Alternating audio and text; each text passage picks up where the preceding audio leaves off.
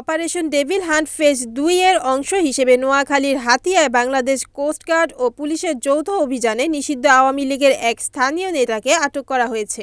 রোববার বিকালে কোস্টগার্ডের মিডিয়া কর্মকর্তা লেফটেন্যান্ট কমান্ডার সিয়ামুল হক তথ্য নিশ্চিত করেন। তিনি জানান, গোপন সংবাদের ভিত্তিতে রোববার রাত ১টা থেকে ভোর ৩টা পর্যন্ত কোস্টগার্ড স্টেশন হাতিয়া ও পুলিশের সমন্বয়ে হাতিয়া উপজেলার কোরালিয়া সংলগ্ন এলাকায় একটি যৌথ অভিযান পরিচালনা করা হয়। অভিযান চলাকালে ওই এলাকা থেকে আব্দুল কাশেম নামের এক ব্যক্তিকে আটক করা হয়। কোস্টগার্ড সূত্রে জানা গেছে, আটক ব্যক্তি নিষিদ্ধ ঘোষিত আওয়ামী লীগের নেতা। আটককৃত ব্যক্তির বিরুদ্ধে পরবর্তী আইনানুগ ব্যবস্থা গ্রহণের জন্য তাকে সংশ্লিষ্ট থানায় হস্তান্তর করা হয়েছে। লেফটেন্যান্ট কমান্ডার সিয়ামুল হক আরও বলেন, দেশের আইনশৃঙ্খলা পরিস্থিতি স্বাভাবিক ও স্থিতিশীল রাখতে বাংলাদেশ কোস্টগার্ড ভবিষ্যতেও এ ধরনের অভিযান অব্যাহত রাখবে। Report Hanifuddin Sakib, NNTV, Hatiya.